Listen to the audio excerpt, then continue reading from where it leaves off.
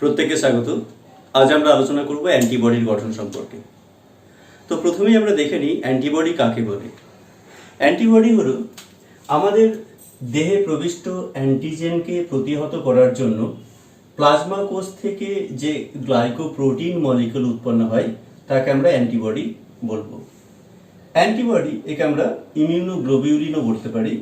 Immunoglobulin অর্থাৎ সংক্ষেপে যাকে আমরা বলবো IG molecule, I for immuno, G for globulin, অর্থাৎ যে ইমিউনোগ্লোবিউলিন মলিকিউল আমাদেরকে ইমিউনিটি দেয় তাকে আমরা আইজি মলিকিউল বলবো। এই প্রসঙ্গে একটি জিনিস আমাদেরকে মনে রাখতে হবে যে সমস্ত অ্যান্টিবডি কিন্তু ইমিউনোগ্লোবিউলিন মলিকিউল, আবার সমস্ত ইমিউনোগ্লোবিউলিন কিন্তু অ্যান্টিবডি নয়। অর্থাৎ কিছু ইমিউনোগ্লোবিউলিন আছে, এই যে ইমিউনোগ্লোবিউলিনগুলি অ্যান্টিবডি নয়, অর্থাৎ আমাদের দেহে প্রতিরক্ষার সাথে সম্পর্কযুক্ত নয়। বেশ, প্রথমে চলে আসছে একটি অ্যান্টিবডির গঠনেতে।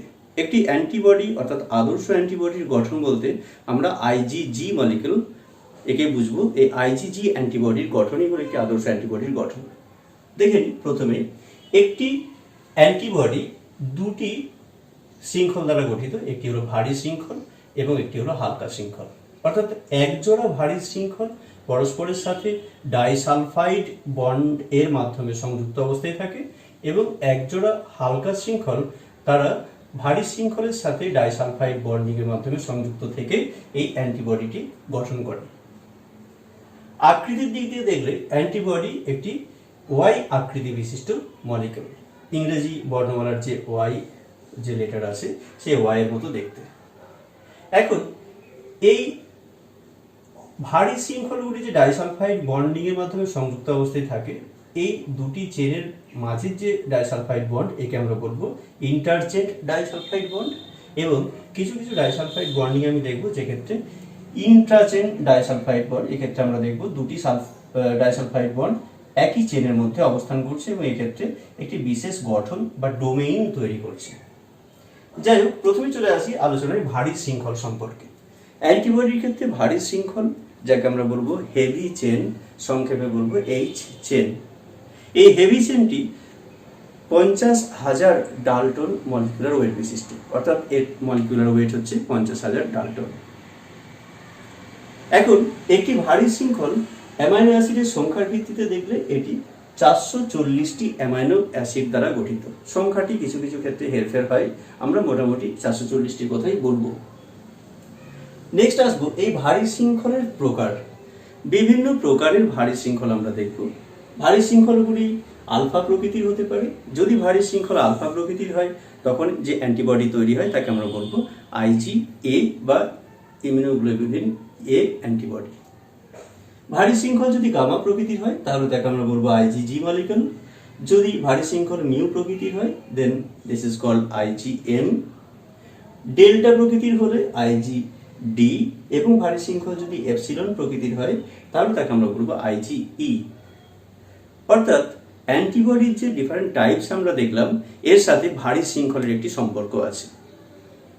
অর্থাৎ অ্যান্টিবডির ভারী শৃঙ্খলের উপর নির্ভর করেই অ্যান্টিবডির প্রকারভেদ আমরা দেখব। বেশ, এখন আমরা শৃঙ্খলের কথা বলছি, অর্থাৎ এটি অবশ্যই একটি প্রোটিন শৃঙ্খল। ওয়াই আকৃতির এই যে মলিকিউল তাতে যে ভারী শৃঙ্খলটি দেখছি, প্রোটিনের যেরকম একটি আমরা অ্যামাইনো এন্ড বা অ্যামাইনো প্রান্ত এবং একটি কার্বক্সিলিক প্রান্ত দেখি, সেরকম ভাবে ভারী শৃঙ্খলের ক্ষেত্রে একটি অ্যামাইনো এন্ড দেখব, দিস NH3+, এবং একটি কার্বক্সিলিক এন্ড দেখব। এই অ্যামাইনো প্রান্তের কাছে ভারী শৃঙ্খলের বেশ কিছুটা জায়গা, যা কিনা প্রায় 118টি অ্যামাইনো অ্যাসিড দ্বারা গঠিত, এই অঞ্চলটিকে আমরা বলবো ভেরিয়েবল অঞ্চল, যাকে আমরা সংক্ষেপে বলবো VH region. V for variable, H for heavy chain. বাদ বাকি যে হেভি চেনের অংশটি তাকে আমরা বলবো কনস্ট্যান্ট রিজিয়ন। এই কনস্ট্যান্ট রিজিয়নকেও আমরা আবার কতগুলো ভাগে ভাগ করতে পারবো তার ডিফারেন্ট ডোমেইনসের উপর নির্ভর করে। আইজিজি মলিকিউলের ক্ষেত্রে এরকম আমরা 3টি কনস্ট্যান্ট রিজিয়ন দেখব। This is constant region 1 CH1, constant region 2 CH2 এবং কনস্ট্যান্ট রিজিয়ন 3 CH3। অন্যান্য অ্যান্টিবডির ক্ষেত্রে অবশ্য আমরা এই কনস্ট্যান্ট রিজিয়নের নাম্বার ডিফারেন্ট হতে দেখব। বেশ, এখন চলে আসি লাইট চেন সম্পর্কে আলোচনায়। হেভি চেনের মতো লাইট চেনের ক্ষেত্রেও কিন্তু আমরা দুটি প্রান্ত অবশ্যই দেখব। This is amino and NH3+ এবং এটি কার্বক্সিলিক এন্ড। এই ক্ষেত্রেও তাই, এই অ্যামাইনো এন্ড এবং কার্বক্সিলিক এন্ড আমরা হালকা চেনের ক্ষেত্রে দেখব বা লাইট চেনের ক্ষেত্রে দেখব। এবং ভারী চেনের যেরকম প্রথমের দিকের অংশটিকে আমরা ভেরিয়েবল রিজিয়ন বলেছিলাম, হালকা চেনের ক্ষেত্রেও তাই প্রথমের দিকের রিজিয়ন, যেটি কিনা প্রায় 108টি অ্যামাইনো অ্যাসিড দ্বারা গঠিত, এই 108টি অ্যামাইনো অ্যাসিড দ্বারা গঠিত অঞ্চলটিকে আমরা বলবো ভেরিয়েবল লাইট চেন, সংক্ষেপে বলবো VL region. V for variable আর L ফর লাইট চেন। ঠিক একই রকম ভাবে বাকি অর্ধেকটি যে হালকা চেনের অংশ থাকলো একে আমরা বলবো কনস্ট্যান্ট রিজিয়ন বা constant region of light chain, যাকে সংক্ষেপে বলবো CL region. This is also CL region. তাহলে সামগ্রিকভাবে লাইট চেন এবং হেভি চেনকে আমরা দুটি অংশে ভাগ করতে পারছি। একটি অংশ হলো ভেরিয়েবল রিজিয়ন, একটি অংশ হলো কনস্ট্যান্ট রিজিয়ন। এখন ভেরিয়েবল রিজিয়ন এবং কনস্ট্যান্ট রিজিয়নের এই পার্থক্য কেন? আমরা জানি যে আমাদের দেহে যখন অ্যান্টিজেন প্রবেশ করে তার বিভিন্ন এপিটোপস থাকে এবং একই অ্যান্টিবডির বিভিন্ন ভ্যারিয়েশন আমরা দেখি। এই অ্যান্টিবডির ভ্যারিয়েশনগুলি কিন্তু ডিপেন্ড করে কার উপরেতে না, এই ইমিউনোগ্লোবুলিনের হেভি এবং লাইট চেনের যে ভেরিয়েবল রিজিয়ন আছে সেই ভেরিয়েবল রিজিয়নের যে অ্যামাইনো অ্যাসিডের সিকোয়েন্স তার উপর নির্ভর করে। অর্থাৎ অ্যামাইনো অ্যাসিডের যে সিকোয়েন্স তার পরিবর্তন সাধন করে অ্যান্টিবডিগুলির বিভিন্ন ভ্যারাইটি উৎপাদন করে, যা কিনা বিভিন্ন প্রকারের যে অ্যান্টিজেন বা এপিটোপ রিজিয়ন তার সাথে যুক্ত হওয়ার ক্ষমতা তৈরি করে।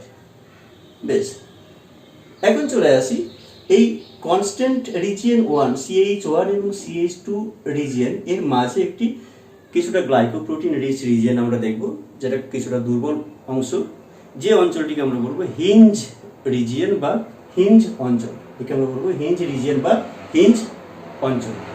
এই যে হিঞ্জ রিজিয়ন দেখলাম বা হিঞ্জ অঞ্চল দেখলাম, যদি কখনো আমরা অ্যান্টিবডিকে বিভিন্ন উৎসেচক দিয়ে ডাইজেস্ট করি তাহলে এই হিঞ্জ রিজিয়ন বরাবর অ্যান্টিবডিটি টুকরো হয়ে যায়, ভাগ হয়ে যায়, বিভক্ত হয়।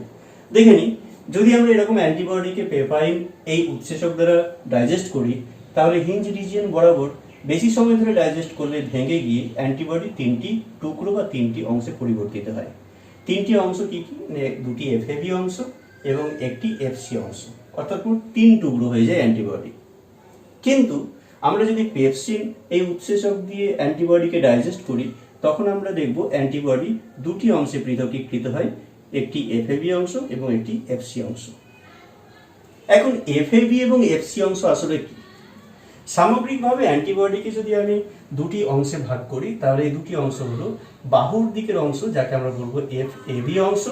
FAB মানে হচ্ছে কি না, this is antigen binding fragment. F for fragment, AB for antigen binding.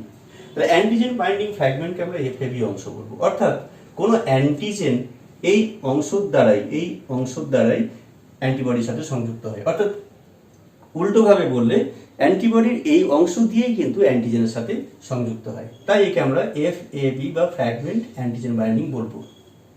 Next যে পার্ট তাকে আমরা বলবো FC রিজিয়ন, অর্থাৎ এই অঞ্চলটি রেডিলি ক্রিস্টালাইজেবল। অর্থাৎ আমরা যদি অ্যান্টিবডিকে পৃথকীকৃত করি তাহলে এই অঞ্চলটি ক্রিস্টাল ফর্মে পৃথকীকৃত হয়, অর্থাৎ এটি ক্রিস্টালাইজেবল পার্ট বা ফ্র্যাগমেন্ট, তাই একে আমরা বলবো FC রিজিয়ন। বেশ, এখন চলে আসি হালকা শৃঙ্খল সম্পর্কে বর্ণনা। বিভিন্ন প্রকারের হালকা শৃঙ্খল কিন্তু আমরা দেখব। সাধারণত 2 প্রকারের হালকা শৃঙ্খল বা লাইট চেন আমরা দেখব অ্যান্টিবডি মলিকিউলেতে। কি কি 2 প্রকারের? একটি হলো ল্যামডা, অপরটি হলো kappa. This is lambda and kappa. অর্থাৎ এই হালকা শৃঙ্খল ল্যামডা প্রকারের না কাপ্পা প্রকারের তার উপর নির্ভর করেও কিন্তু আমরা অ্যান্টিবডিকে ভাগ করতে পারবো।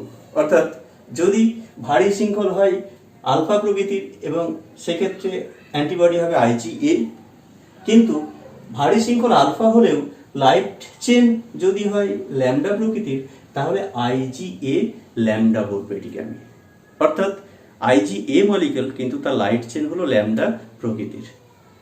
এখন এই ল্যামডা হালকা চেন এবং কাপ্পা হালকা চেন ঠিক কিরকম পার্সেন্টেজে সামগ্রিকভাবে অ্যান্টিবডিতে আমরা দেখব।